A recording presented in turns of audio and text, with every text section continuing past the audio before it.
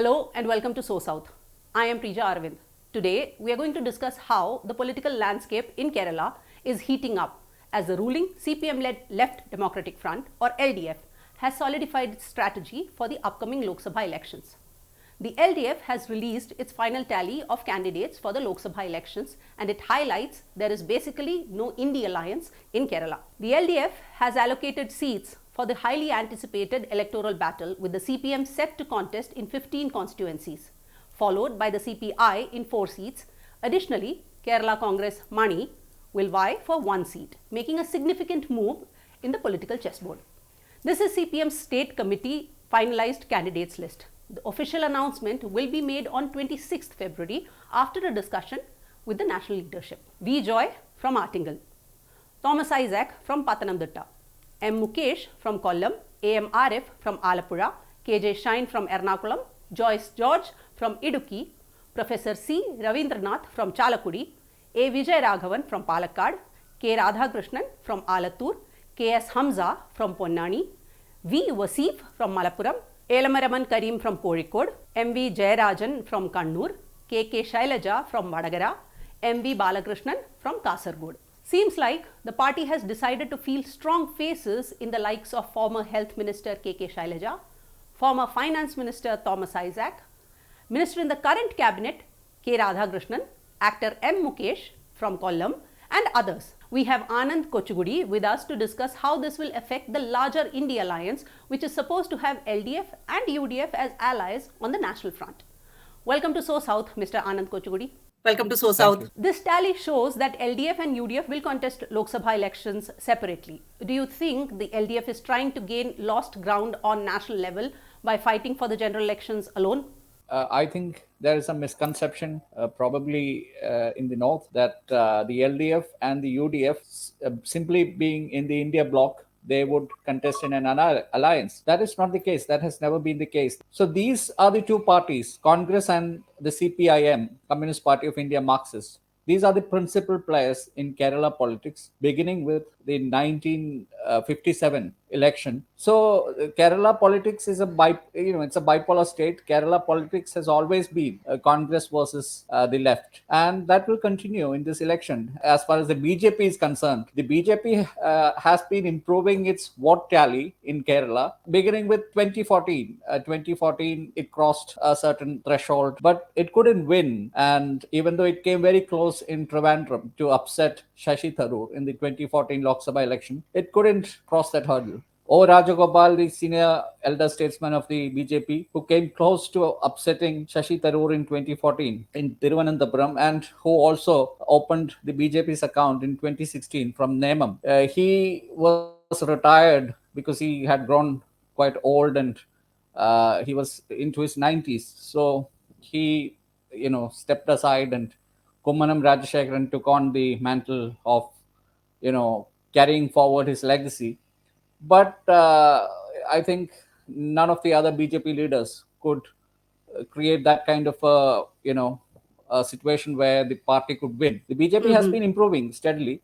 2019, it improved on the back of the Sabrimala wave. 2024, it's a bit different because the BJP doesn't have that kind of an issue. The Ram temple is not so much of an issue in Kerala as it is in the Hindi heartland states. The BJP is grappling with certain issues, but they have a good chance in a seat like Thrissur. They have a fighting chance in Pathanamthitta, and they will have a good chance or a fighting chance even in Thiruvananthapuram if they can find a good enough candidate. The BJP has never gone past a 33-35% vote share in any election, even to the Lok Sabha. Even in Thrissur, it's going to be a triangular contest. So nobody is expecting the BJP to win. The UDF and the LDF are not going to come together in one seat just to ensure the BJP's defeat. But that can happen, even under the radar. When O. Rajagopal was very close to defeating Shashi Tharoor in 2014, it is believed that some core votes of the left was transferred to the Congress. Even in 2019, it is assumed that the left candidates' vote percentage went so down to 25%. So it's believed that the left did transfer some of their core votes to the Congress, to Shashi Tharoor in 2019. So this tactical voting can happen in Thrissur or even in Pathanamthitta or even in Thiruvananthapuram if the BJP can find a winning candidate. But otherwise, it doesn't make any political sense for the UDF and the LDF to come together to defeat the BJP, because BJP is very much a third Mhm. player, even by the seawater mode of the nation survey says the BJP vote percentage is about 17%. So why would the UDF and the LDF come together? See, whether it's the LDF or the UDF, the Congress or the left candidates who win, once they win, they'll be part of the India alliance. There's no question of the left MPs taking a non-committal position where they'll be with the others. So they have a limited presence in the India bloc, but they are still part of it. I don't see any chance of the left MPs, whether they are winning from Kerala or Tamil Nadu, being aloof to the India alliance. So, as far as Kerala is concerned, whether it's the left or the Congress MPs, they are all going to be adding to the India bloc. Notably, the LDF has turned down the demand for Rashtriya Janata Dal for a Lok Sabha seat. What do you think is the underlying message that the LDF is trying to spread about its electoral strategy? See, the LDF wants to win as many seats as possible. By LDF, I mean the CPIM, the Communist Party of India Marxists. They want to win as many seats because they are at risk of losing their national party status. Also, they don't have any chance of winning seats in West Bengal, even in Tripura. Their best chance to add a couple of seats is in neighboring Tamil Nadu. So they want to ensure that they have the maximum number of seats, and they want to restrict their allies to as minimum seats as possible. In the case of RJD is the Rashtriya Janata Dal, but that is a party led by Shreyans Kumar. Shreyans Kumar is also the managing director of the Madhur Bhumi group of publications, which has a news channel, who has a lot of clout in the mediascape. And the party was in socialist lineage of his father, MP Virendra Kumar, and now the socialist parties are completely, they have been marginalized in the state of Kerala, but they have been contesting in at least two seats till 1998 from the LDF. From 1999, after the in Karnataka, when the Janata Dal split, they have been claiming for a seat this time because they didn't get a ministry in the LDF government. So they were, I think, mollified by giving this promise that they'll be considered for a Lok Sabha seat. I guess the CPM wants to maximize their kitty. They know that the UDF, the Congress, has an upper hand when it comes to Lok Sabha. They have made sure that their senior most leaders are fielded, their veteran leaders are fielded. The CPM has been forced to field these veteran candidates. So, in the case of the RJD, I think the CPM had their reasons for denying the seat. Why do you think the CPM is fielding sitting Mattanur MLA KK Shailaja from Vadagara and sitting Alapura MLA former Minister Thomas Isaac from Pathanamthitta?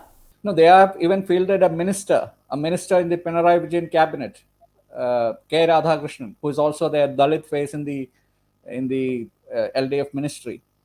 Also, the number two in the cabinet by hierarchy and seniority. So the reason being that they've only considered winnability. This time they are trying to make sure that they get as many seats as possible. Last time they were limited to just one seat. They lost all the other seats, even their strongholds, their bastions. Alathur, they have won all the time, or from 1980 at least. Alathur is a bastion. Attingal, which used to be a bastion. So they lost all their bastions last time. So they have tried their best to make sure that they have winning candidates in as many seats. But winning, in a Lok Sabha election in Kerala for the left is always a challenge, because people vote. People, when they vote for the Lok Sabha in Kerala, they have different considerations, and this consideration can even help the BJP in Kerala this time, because people have a perception that BJP is coming back to power in 2024. Modi government is a third term for Modi is in all likelihood possible. So even that calculation could affect both the LDF and UDF chances. But in the case of the BJP, they don't have candidates, and that is why the LDF has fielded so many good candidates, veteran candidates, candidates that everybody knows. You don't have to introduce these candidates to the electorate. So that is why they have opted for sitting MLAs, which they have never done. I've checked; they have never done it in the history of elections. That they've never fielded as many sitting MLAs in a Lok Sabha election. But This time this around, it time is it is Kerala just, Congress Mani. yeah, Kerala Congress is there in the Kerala Congress Mani is there in the Correct. LDF this time. They are a new party in the LDF. They were with the UDF earlier. UDF earlier. So yeah, they have been given the Kottayam seat. The MP from Kottayam, he won on a UDF.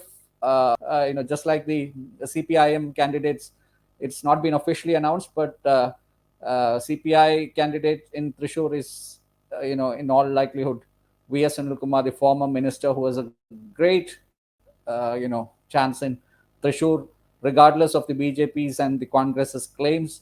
Thrissur is going to be very unpredictable.